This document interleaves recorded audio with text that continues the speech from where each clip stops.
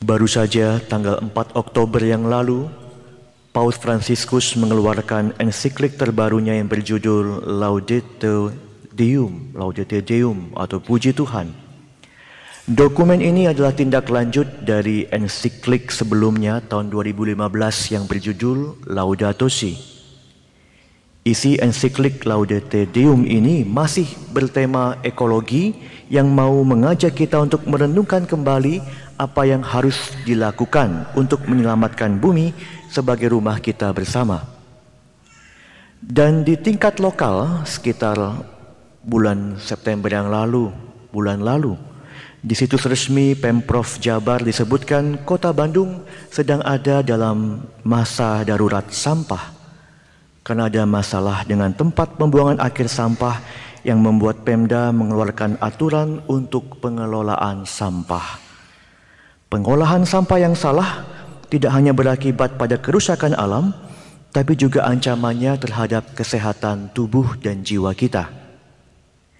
Dan masih tentang sampah, akhir-akhir ini sedang viral di media sosial sebuah video yang menayangkan sebuah kamar kosan perempuan yang sangat berantakan.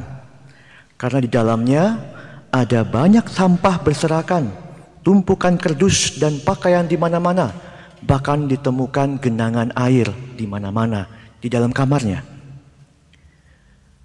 Menurut situs CNN Indonesia 2 hari yang lalu, wanita pemilik kosan ini diduga mengidap hoarding disorder yang ditunjukkan dengan sulitnya seseorang untuk membuang barang dan lebih senang menimbunnya sampai menumpuk berantakan. Mengutip Mayo Clinic, orang yang mengidap gangguan ini biasanya merasa tertekan saat harus membuang barang atau sampah tertentu.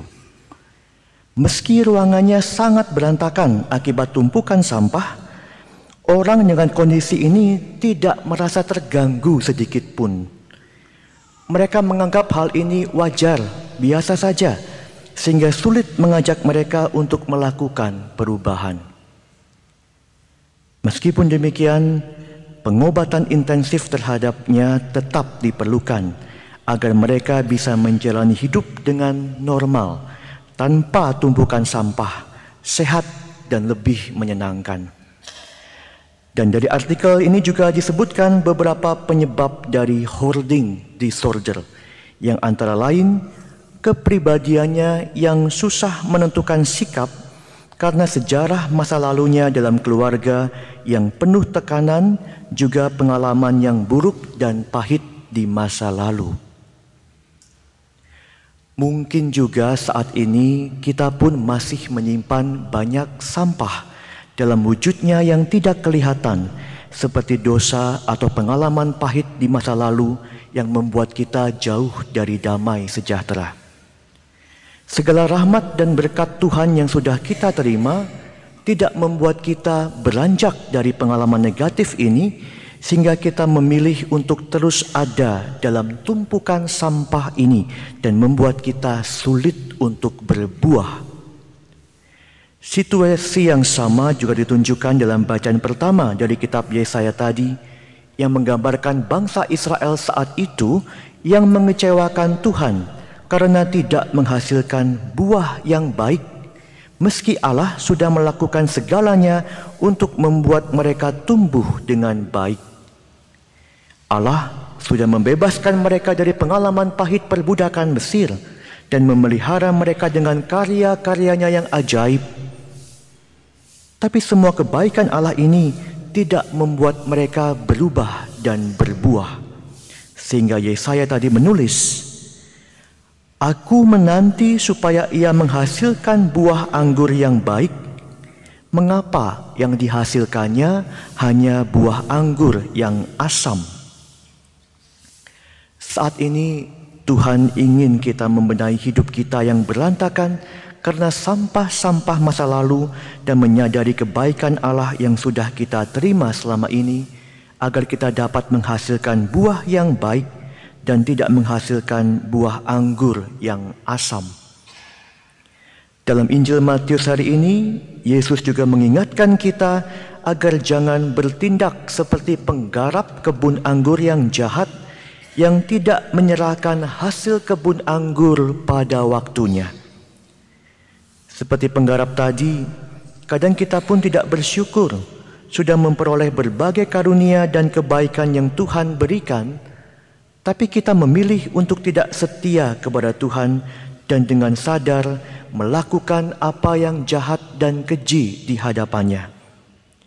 Kadang kita menolak nasihat Tuhan yang bisa hadir melalui sesama kita dan menganggapnya sebagai pengganggu dan penghalang hidup kita yang harus disingkirkan untuk memuaskan keinginan kita yang jahat. Inilah sampah yang sudah membuat kita terhambat untuk bertumbuh dan berbuah. Kita mungkin terlalu terbiasa merasa wajar dengan segala kebiasaan dosa dan kejahatan kita, dengan dalih masa lalu kita yang kelam, yang pedih, yang tidak menyenangkan. Saat ini Tuhan ingin kita disembuhkan dari kepedihan ini dan tidak menjadi semacam hoarding disorder yang membuat kita sulit untuk bersih-bersih dan membuang segala macam sampah kebiasaan busuk dan dosa yang semakin mengotori, mencemari tubuh dan jiwa kita.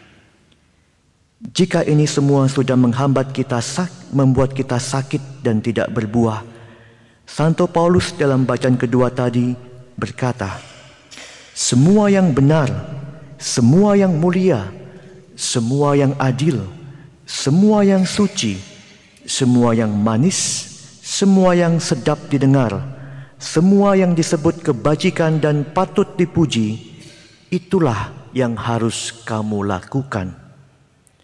Dan semua keutamaan inilah yang akan membuat kita tumbuh sehat dan memungkinkan kita berbuah baik secara jasmani dan rohani. Semoga kita pun semakin peduli dengan kesehatan tubuh dan jiwa kita, sehingga pada waktunya kita akan menghasilkan buah anggur yang baik dan menjadi persembahan yang harum dan berkenan bagi Allah.